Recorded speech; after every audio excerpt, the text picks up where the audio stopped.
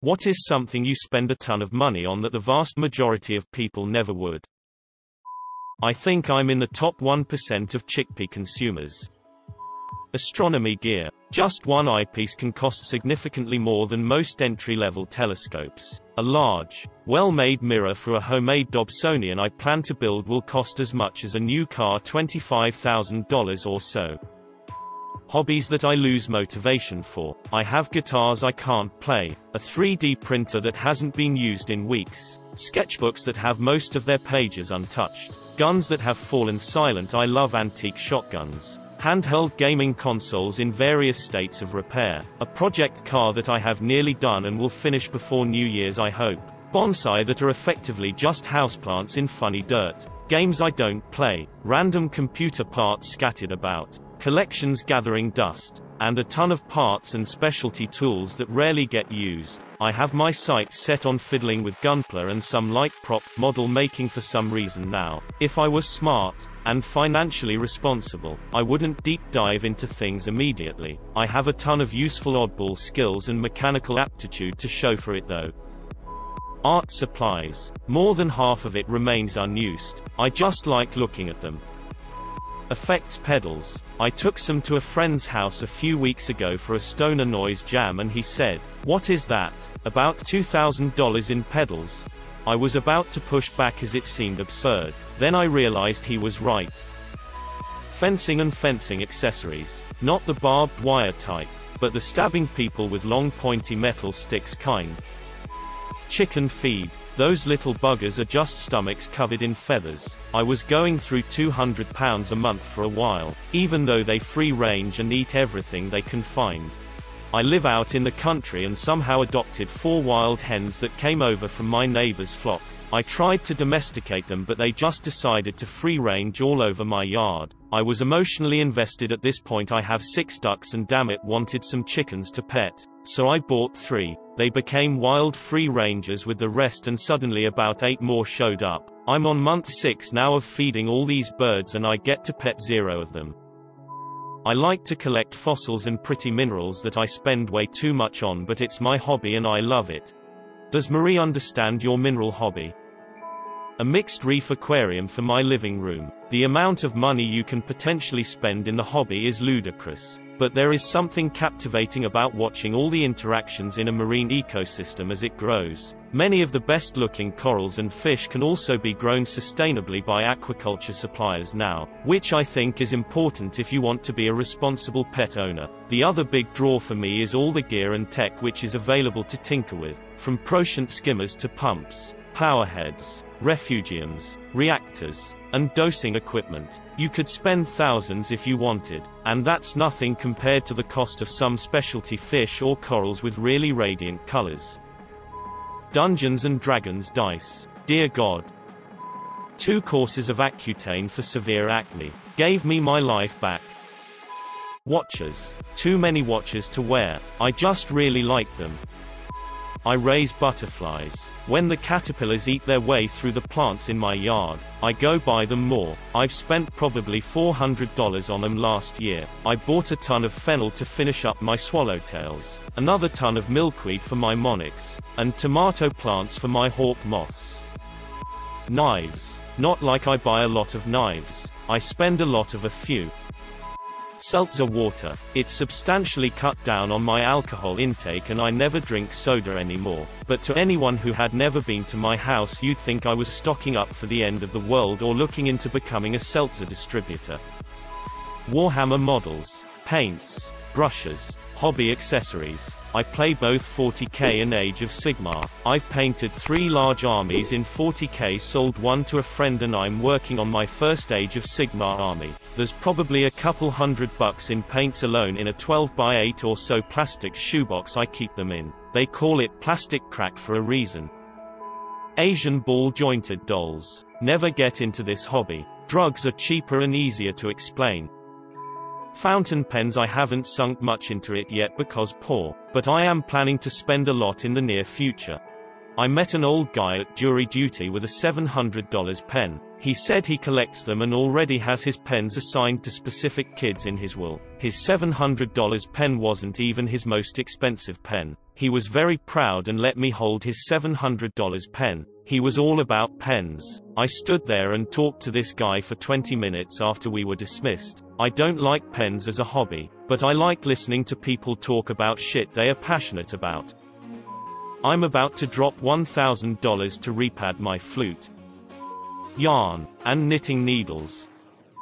Private hand balancing lessons. Frustrating as hell, expensive. The practice takes years to gain any skill in. And nobody said I had talent. Still, $170 per week if neither of my coaches has to cancel. $680 a month for years. Holy shit. The Sims franchise. $700 plus down the drain for pixels who say DARPA Dable dips. Massages. I get terrible tension headaches and medication never did the trick. Massages keep it in check. I spent about $5,000 turning my garage into a free weight gym. The UPS guy loved me for about 4 months straight. 2 weight trees. Old mixing bowl to hold chalk. I've been lifting for 18 years. Just got tired of gym fees. How did it cost you $5,000 if the weights are free? Chad. Magic. The Gathering. Looks at piles of cardboard. Looks at credit card statements. Houseplants. I have over 100. Absolute addiction. I'm into Hoyas and have gone as far as to order from overseas. The prices in the US are crazy. I've seen plants sell for thousands on eBay. My family and friends think I have a problem.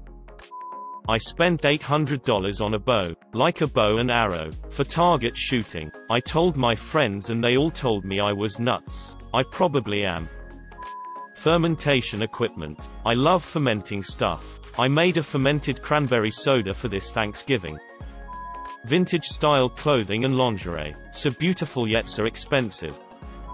Lego. I have 5 or 6 of the Creator Expert modular buildings which I've turned into a city street along with the Ghostbusters HQ. I also have the UCS 7500-piece Millennium Falcon, several of the Creator Expert cars, the Mustang being the best, and a few other various sets too. I cannot wait for Friday and the release of the 1989 Batmobile.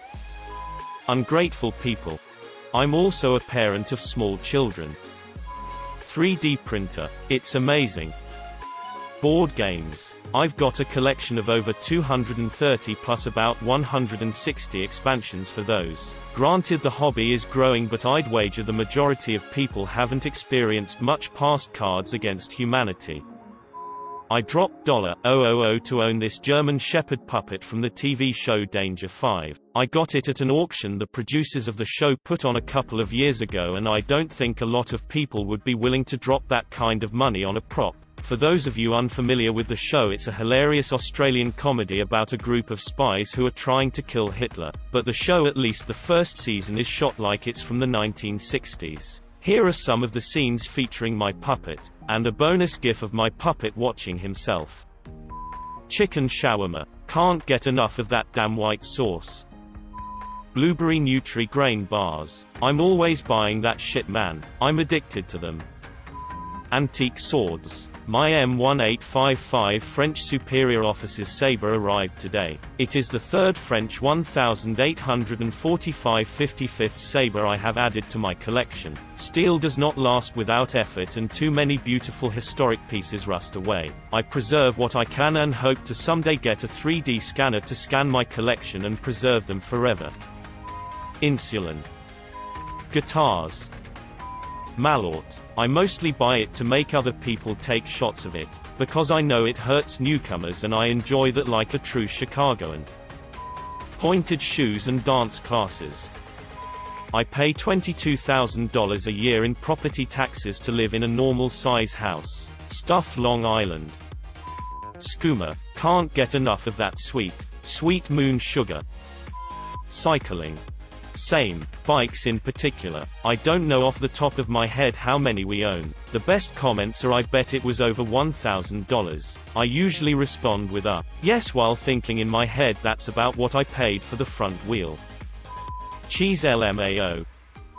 Mechanical keyboards. I buy a lot of books. I have huge collection now that most people find ridiculous. Electrolysis. I want my facial hair gone forever.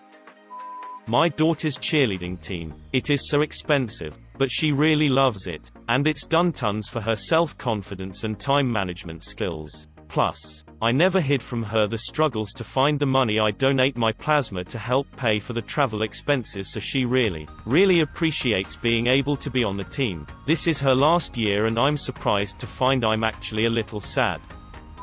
Well, not anymore, but bath products. I would spend at least $500 per month on bath bombs and bubble bars, etc. Horses. FML.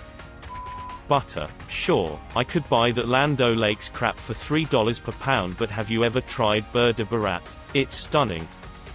Movies. I have Netflix, Disney Plus, etc. Yet I still buy at least one movie a month, usually more, even though I already have a ton of movies, TV series. Microphones. I'm a voice actor and I just bought a Neumann U87i, a £2,000 mic. I got mine used for £1,300. But still.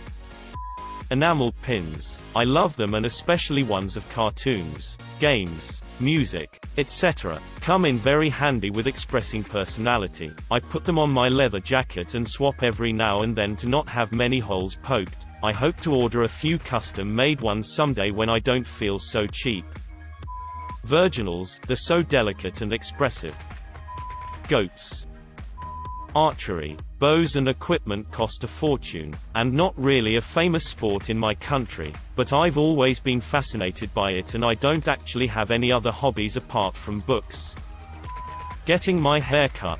It is nothing special. Just get it done every 3 weeks and it costs me about $50 a pop, includes tip. Approximately $850 a year. I have thick hair and I like it short and styled. When I was a kid I hated it when it got too long or shaggy, but my mum made me wait for a cut. So as a grown-ass man, I get it cut when the hell I want.